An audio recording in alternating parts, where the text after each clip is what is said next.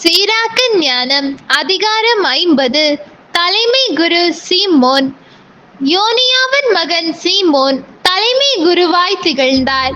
அவர் தம் வாழ்நாளில் ஆண்டவருடைய இல்லத்தை பழுது பார்த்தார். தமது காலத்தில் கோவிலை வலிமைப்படுத்தினார். அவர் உயரமான திராட்சை சுவருக்கு அடிக்கல் நாட்டினார். கோவிலை சுற்றி உயர்ந்த சுவர் அணைகளை அமைத்தார். அவருடைய காலத்தில் நீர்த்துறை ஒன்று தோண்டப்பட்டது. அந்நீர் தேக்கம் கடலை போன்று பறந்தது. தம் மக்களை அழிவு நின்று காப்பாற்ற கருத்தாய் இருந்தார். முற்றுகையை எதிர்த்து நிற்க நகரத்தை வலிமைப்படுத்தினார்.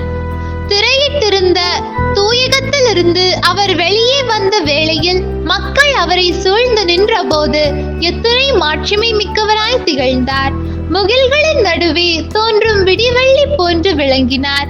விழா காலத்தில் தெரியும் முழு நிலவு போல் ஒளி வீசினார். உன்னத இறைவனின் கோவிலுக்கு மேல் ஒளிரும் கதிரவன் போலவும் மாட்சிமிகு முகில்களின் பளிச்சிடும் வானவில் போலவும் காணப்பட்டார். முதற் கனிகளின் காலத்தில் மலரும் ரோசா போன்றும், நீரூற்றின் ஓரத்தில் அலரும் லீலி மலர் போன்றும், கோடை காலத்தில் தோன்றும் லெபனோனின் பசுந்தளிர் போன்றும் திகழ்ந்தார். தூப கிண்ணத்தில் இருக்கும் தீயும் சாம்பிராணியும் போலவும், எல்லா வகை விலை உயர்ந்த கற்களாலும் அணி செய்த பொற்களத்தை போலவும் விளங்கினார். கனி செறிந்த ஒலிவ மரம் போலவும், முகிலை முட்டும் சைபிரசு மரம் போலவும் இருந்தார்.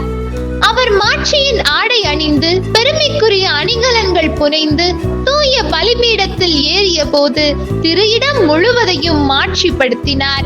எரிபலி பீடத்தின் அருகே அவர் நிற்க மற்ற குருக்கள் மாலை போல் அவரை சூழ்ந்து கொள்ள, அவர் அவர்களின் கைகளில் இருந்து பலியின் பாகத்தை பெற்றுக் கொண்ட போது லெபனோனின் இளங்கேதுரு மரம் போல் விளங்கினார். அவர்கள் பேரிச்சை மரம் போல் அவரை சூழ்ந்து கொண்டார்கள். ஆரோனின் மைந்தர்கள் எல்லாரும் தங்களது மாட்சியில் ஆண்டவருக்குரிய காணிக்கைகளை தங்கள் கைகளில் ஏந்தி இஸ்ரேலின் சபை முழுவதற்கும் முன்பாக நின்றார்கள். சீமோன் பலிபீட பணிகளை முடித்துக் கொண்டு எல்லாம் வல்ல உன்னத இறைவனுக்கு செலுத்த வேண்டிய காணிக்கையை ஒழுங்குபடுத்தினார். பின் தமது கையை நீட்டி கிண்ணத்தை எடுத்தார். திராட்சை ரசத்தை அதில் வார்த்தார்.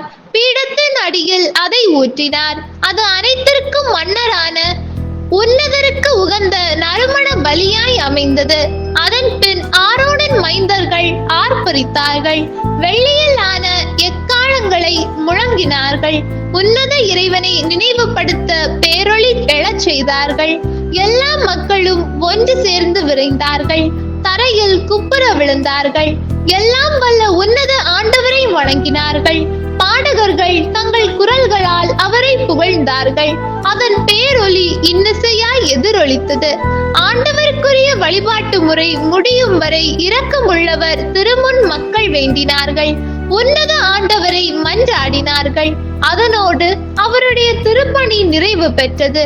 ஆண்டவருடைய பெயரில் பெருமை கொள்ளவும் அவருடைய ஆசியை தம் வாயால் மொழியவும் சீமோன் இறங்கி வந்து இஸ்ரேல் மக்களின் முழு சபை மீதும் தம் கைகளை உயர்த்தினார். உன்னத கடவுளிடமிருந்து ஆசி பெற்றுக்கொள்ள அவர்கள் மீண்டும் தலை தாழ்த்தி வணங்கினார்கள். அறிவுரையும் ஆசியும். இப்பொழுது அண்டத்தின் கடவுளை போற்றுங்கள். எல்லா இடங்களிலும் அரியன பெரியன செய்பவரை, பிறப்பிலிருந்து நம் வாழ்வை மேன்மைப்படுத்துபவரை, தம் இரக்கத்திற்கு ஏற்ப நம்மை நடத்துகிறவரை புகழுங்கள். அவர் நமக்கு மன மகிழ்ச்சி அளிப்பாராக. இஸ்ரேலில் முந்தைய நாள்களில் இருந்தது போல நம் நாள்களிலும் அமைதி நிலவுவதாக. அவருடைய இரக்கம் நம்முடன் என்றும் இருப்பதாக. நம் நாள்களில் அவர் நம்மை விடுவிப்பாராக. அருவருப்பான மக்களினத்தார்.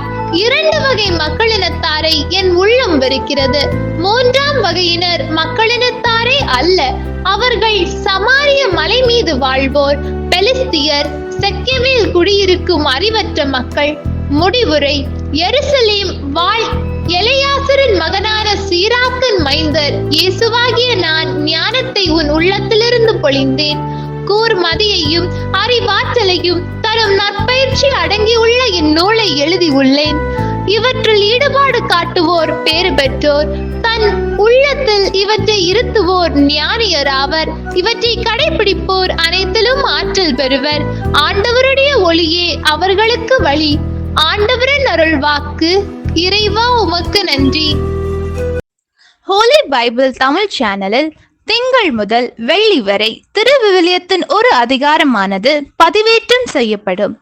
நம் அன்பு கடவுளின் ஆசியும் அருளும் இன்னும் பலருக்கு கிடைக்கப்பெற ஹோலி பைபிள் தமிழ் சேனலை சப்ஸ்கிரைப் செய்யவும். மேலும் உங்கள் உறவினர் மற்றும் நண்பர்களுடன் ஷேர் செய்யவும். நன்றி.